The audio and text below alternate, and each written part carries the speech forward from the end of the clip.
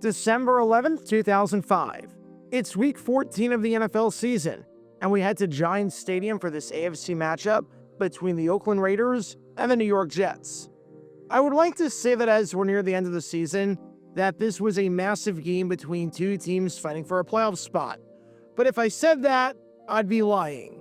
If you were watching this Raiders-Jets game, it was because of one of three reasons. Number one, you were either a fan of the Jets or the Raiders. Number two, you wanted to watch football, but this was the only game available on your TV. Or number three, you were a glutton for punishment and just wanted to watch two really bad teams play. 3 years ago, this was a playoff matchup. Today, it was anything but that, as the Jets and Raiders enter with a combined record of 6-18, with both teams being mathematically eliminated from the playoffs, with the Raiders at 4-8 and the Jets at an abysmal 2-10, just 1 year removed from an appearance in the AFC divisional round. The Jets had the worst offense in football, having scored just 143 points thus far, or less than 12 points per game, while the Raiders had one of the worst defenses in football and had lost 4 of their last 5 games. In other words, this game was expected to stink, and of the many games on the schedule that week, this was the least attractive and the least important of them all, unless you cared about draft status. But the good news for the Jets was that they started this game off well. Defensively, they were looking dominant, as after losing 7 straight games, this was finally looking like a good performance. At the start of the fourth quarter, the Jets were up by 16 points, leading at 19-3. Oakland's offense had been abysmal all day. 7 drives into the game, and the Raiders had more drives where they went backwards versus drives where they went forward.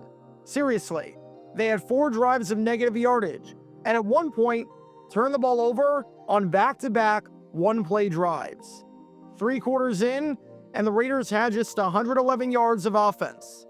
Now, this game was not over by any means. A 16-point deficit is hard to overcome, but it's only 2 possessions. If you can get a touchdown and get the 2-point conversion on this next drive to cut it to a 1-score game, you're right back in this thing. And sure enough, that's exactly what happened. After some nice runs by Lamont Jordan, a big completion on 4th down, and a completion on 3rd and long, the Raiders have the ball in the red zone. This was something that seemed almost unthinkable considering how the game had gone, but the Raiders actually had a chance to score a touchdown and cross the goal line and make this a game. Sure enough, on the very first play in the red zone, Jerry Porter scores from 20 yards out, and the Raiders make it 19-9 with 9 minutes left. That's just the answer that the Raiders needed. Finally, they had a touchdown and had a good drive. Now, all you have to do is go for 2 and make it an 8-point game and cut it to 1 score. You had the Jets defense on the ropes for the first time all game. They had been on the field for 6 straight minutes and were exhausted after a long 10-play drive. Go for 2, cut it to 1 score, and you've got a chance to get back in this thing. So with that in mind, let's see what the Raiders have in mind for the 2-point conversion attempt. You're kicking the extra point. Down by 10 points with 9 minutes to go in the fourth quarter. You're gonna go for 1 and cut it to a 9-point game and keep it at 2 possessions? Why are you kicking the extra point? Why are you kicking the extra point? So Tuiasosopo will get his first NFL touchdown. Janikowski the extra point. And why not go for 2? They will instead take the single point and make it 19-10. There's still a lot of time left, don't get me wrong, but if you can bring yourself a little closer, you may want to give it a shot. Welcome to Dumb Decisions. Before I break down what happened here, this whole series is about taking an in-depth look at decisions made during games that were clearly awful from the start. This isn't something that looked bad in hindsight.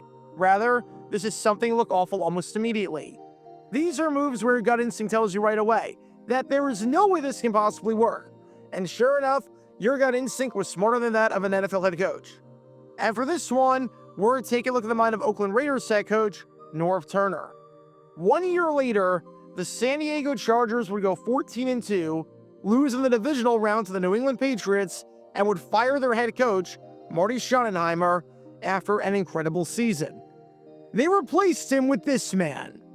Whether you think the Chargers made the right call firing Schottenheimer is up to you, seeing as that's a hot topic nearly 2 decades later, and seeing as Schottenheimer was never good in the playoffs.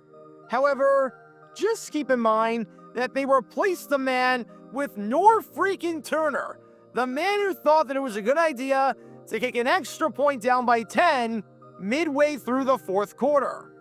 I genuinely can't even explain how Norv Turner got to coach 15 seasons in the NFL and got 3 separate opportunities to be a head coach at this level.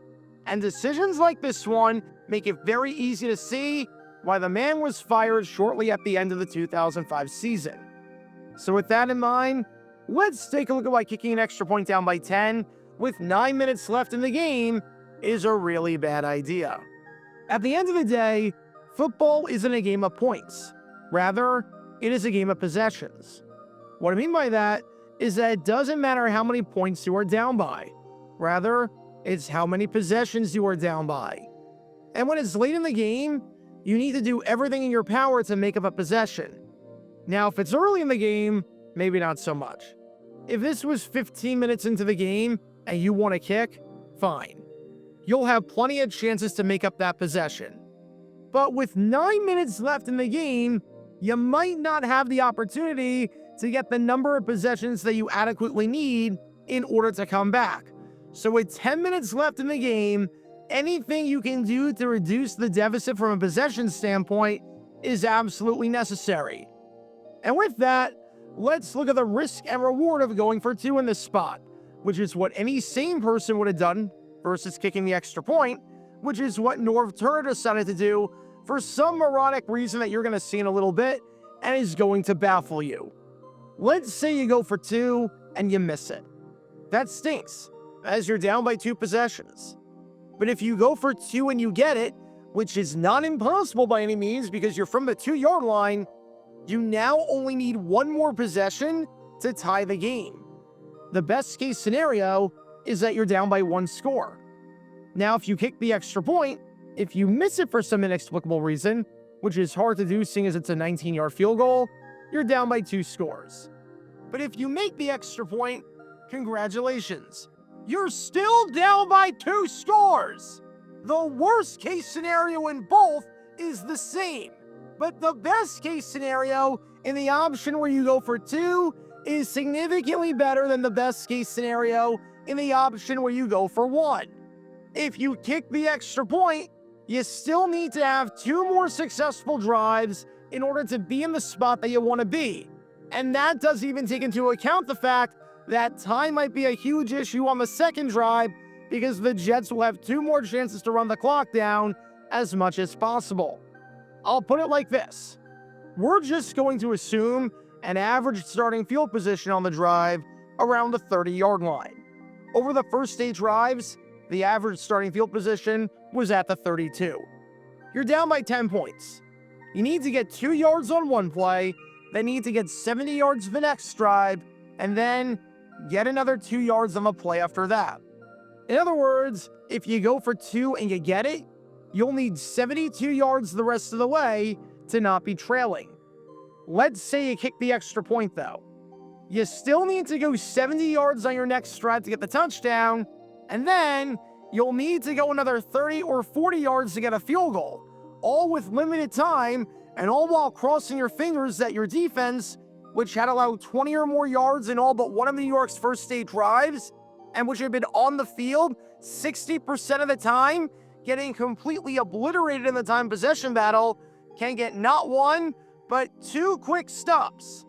So on a day when your offense had more drives going backwards than forward, you trust your offense to go on a 70-yard drive and then another 40-yard drive, picking up 110 yards, but you don't trust your offense to go 2 yards on one play? How does that make sense? There's no logic there. If there is any logic, it's not from this planet, I know that much.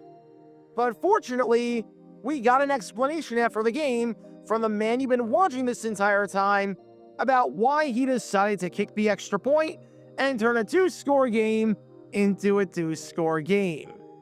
Keep in mind during all this that Norv Turner's seat is flaming hot.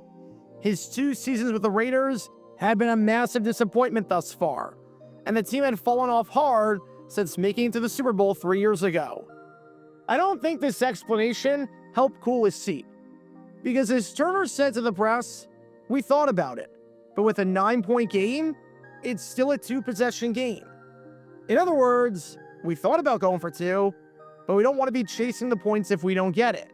And the 2-point conversion wouldn't have changed things much because we still need to score twice. I'm sorry, what? Did I hear that right? This man got to coach 15 seasons in the NFL despite accomplishing absolutely nothing? Did Norv Turner seriously just say that a 2-point conversion wouldn't have changed things much? Let's break this down, because you can interpret this statement a few different ways, and every way is really bad. I'm not sure what's worse. One of the possible interpretations is that Turner genuinely did not know the score of the game.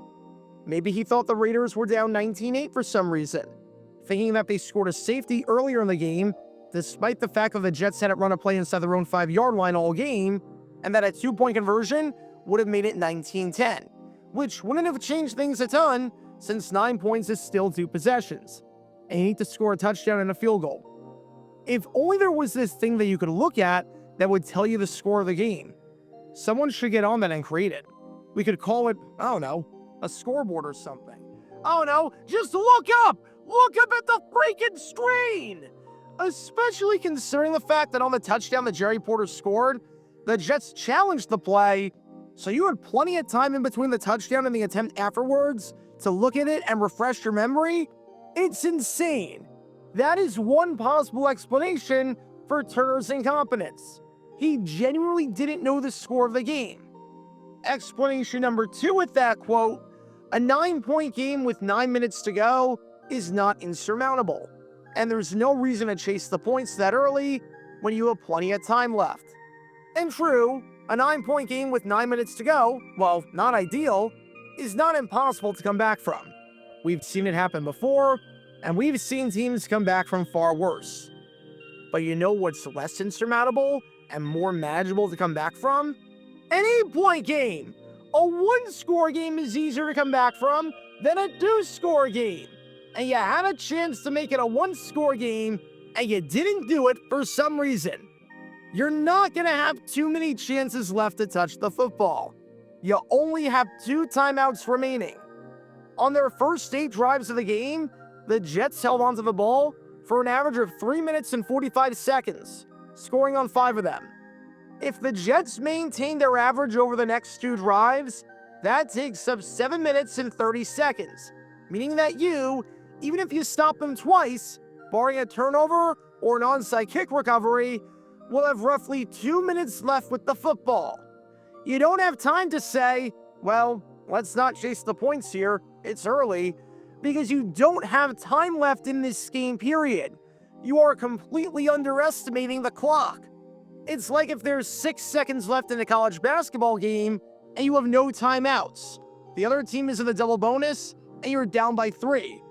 Sure, you could go for the quick 2 and come back from down 1 score. It's not entirely impossible, but I think you're severely overestimating how much time you have left in the game. A quick 2 is a really bad idea. You won't have enough time. Bottom line, in the 4th quarter, with under 10 minutes to go, if you have a chance to go for 2 in order to cut the possessions you need in order to come back, and an extra point does nothing for you, and you kick the extra point, you better have a darn good reason why. Safe to say, Norv Turner did not. If anything, his explanation just makes things even more confusing than they already are. When you've got Ian Eagle outright questioning your tactics, you know you messed up. He couldn't figure it out. I couldn't figure it out. I don't think you can figure it out. And based on Norv Turner's explanation, honestly, I'm not even sure if he figured it out. No one knew what was going on, which was pretty par for the course for the Raiders in the 2000s post-John Gruden. So what did we learn from all of this? If you're down 10 in the fourth quarter and it's getting late in the game, go for 2. Gotta do a 1-score game. The worst thing that happens is it stays a 2-score game, which is the best thing that happens if you kick the extra point. So if there are 2 options and both pose the same exact worst case scenario in the grand scheme of things, but one option poses a significantly better best case scenario, then take that option. The difference between being down by 8 and being down by 9 is astronomical. And if you can't realize that, especially late in the fourth quarter, then you're not cut out for this. And if you don't trust your offense to get 2 yards, but you trust them to mount an entire extra drive with limited time available at their disposal, then you need to reevaluate where and how you're placing your trust. Because when all these elements are in play, you can't exactly be surprised when this play backfires. Talk about a dumb decision. Check out our live streaming schedule for the next few days. We're live every single day on this channel, whether we're covering a sporting event or playing GeoGuessr or just taking your requests. So make sure you like and subscribe and turn on the notification bell so you don't miss a single time that we go live and so that you can join this community. Also, thanks to all our members and our Patreon supporters who get exclusive perks like their name of the end of each video, members-only Q&A streams, and cool emojis to use on videos and during streams. See how you can join this community and become a member or a Patreon member by clicking the link in the description below.